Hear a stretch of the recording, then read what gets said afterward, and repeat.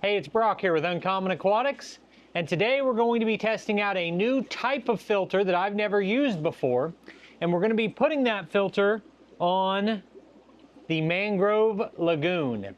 This is my brackish aquarium. It's a very unique aquarium, and I have fallen in love with it. If you're wondering what's different about it besides the lower water level, it's that we have a whole bunch of actual trees planted in this aquarium. So I want to give you some close-ups on it, and then I want to tell you about the new filtration. All right, so these trees are planted in clusters of 3, and I'm trying to keep the tops of the trees above the water line because these mangrove trees grow better when their tops are sticking up out of the water. As far as fish, we've got 2 green spot puffers in here. There's one, here's the other. These guys are crazy aggressive. They will literally bite my fingers when I reach in there. We've also got a mono. That mono is darting around all over the place. And we've got the archer fish. There's also a very small night goby in this aquarium, but I have trouble getting him to even pop out where I can see him. The archer fish is pretty amazing.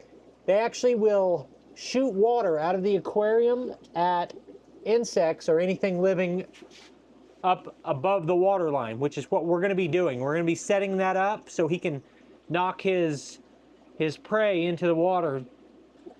So to get these mangroves to stick out of the water, not only did I have to set the tank up with a lowered water level, but I also had to build these rock foundations to plant onto.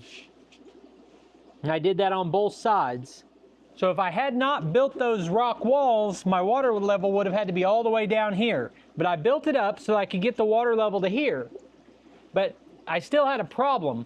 All my hang on the back filters require a higher water level, or they won't be able to, they have to have that higher water level to maintain suction. So I had to come up with a filtration option that wouldn't do that. And I also wanted this spray bar kind of return. And I've got one filter solving that problem right now. It is a Hygger canister filter. This is the canister filter that's currently running this aquarium. There's the intake tube, and there is the return on this filter. As I was building out my fish room, I bought several Hygger products and I reviewed them here on the channel. Hygger noticed it, and they started offering to send me products. So after I set up this aquarium, I got an email. They asked if there were any other products I needed. And I actually asked them to send me a couple things. One of them is this filter here, which is different than anything I've used before. And I just wanted to make it perfectly clear that this product was provided to me, which could introduce bias into my review. That's kind of how YouTube works. I don't get paid very much for making these videos, so what makes it worth my time to make the videos is getting access to products like this. But I wanted to make sure you guys are aware that I could have a bias. So now let's talk about the filter. Why is this filter different than any other filter? Well, it has, just the name of it is different than anything I've heard of. It is a hang on the back canister filter. I'm confused. There are 5 types of filters I know about. Under gravel filter, sponge filter, hang on the back filter, canister filter, sump filter. Hang on the back and canister don't go together. But apparently this is a canister filter that's just the right size that it can hang on the back without hurting the aquarium. So it's essentially a hang on the back filter, right? Well, not really. The difference between a canister and a hang on the back is that the canister is sealed where the hang on the back has an open top, and a canister has a larger reservoir with more room for media. So this should have that larger reservoir and it should be sealed.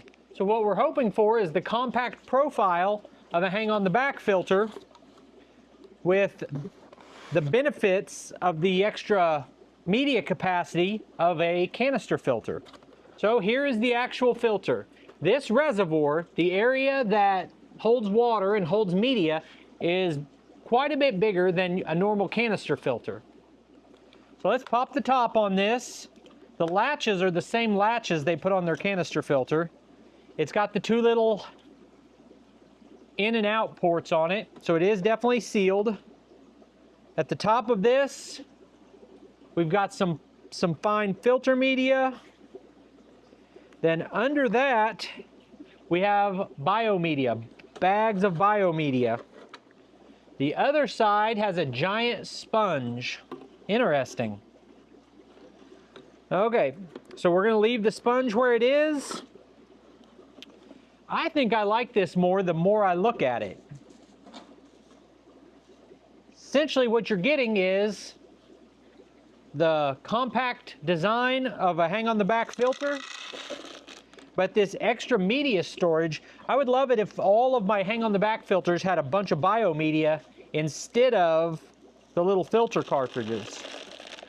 And some of the hang on the back filters do have that. Okay, so we packed this with media. Let's see what else is in the box here. Please fill with water before plugging in. So I'm gonna go ahead and fill this with water. Now, I hope you guys read instructions, but I quite literally never look at instructions on anything. I'm just gonna see, like I always do, if I can just kind of figure this out. It looks like these things slide on here. That's what holds it on the aquarium. And these ratchet in and out based on the thickness of the wall of your aquarium. Very simple. That's going to hang on just like that. So we'll kind of set it up here on the front where we can see it, then we'll move it to the back. So both sides of this have the same first piece on top that screws on right here. Then basically we just assemble these pipes into the configuration shown in these pictures. Looks like a pretty simple setup.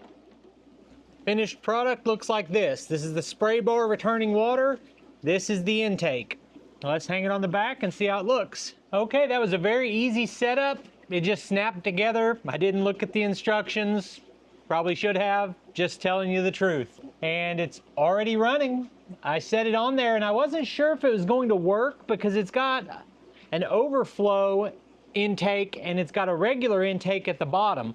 And the overflow is not gonna pull any water because that overflow is set up to be adjustable within the top section of your water level. And, you know, obviously mine's not that high. But in the future it will be as these trees come out of the top. But it still works. It's still siphoning water. It's still pumping without that overflow actually overflowing. So we're good to go. Let me show you how this looks. Here we have our mangrove tree. This is the tallest one that comes up here. Now the vision for this aquarium is these mango trees are going to all come up here and there'll be a big canopy above this aquarium that's a mangrove forest as those all come up. We've got one protruding up here and the others are a few inches below the height of the aquarium. You can see these have a little bit of salt on the leaves. You're supposed to spray those leaves off and knock that salt off. Also, it's kind of can be a good sign when you see that die off. That plant is transitioning from fresh water to salt water. And the videos I've seen said don't be concerned about a little bit of leaf dieback when you're acclimating these plants. But here you can see the filter set up and working. It just hangs on the back. It's got these clips that hold it in place. We've got a spray bar here. We can do anything we want. We can point that spray bar anywhere we want. We can set the height of the intake anywhere we want. We can obviously slide this back and forth. We can have our intake over here, whatever you want to do. And normally this is in a floating overflow. So as your water level changes, this changes with it. I'm just not currently using the overflow because the water level's lower. So there it is, the Hygger Hang on the Back canister filter. That's how it works, that's what it is. I've used a bunch of Hygger products. They are your economy aquarium products. They're inexpensive. To my experience, to this point, they've all worked. None of my Hygger products have quit on me, so I'm happy with them. I appreciate you taking time to watch the video. I'll put links on the screen to a couple more of our videos, and I'll see you next time.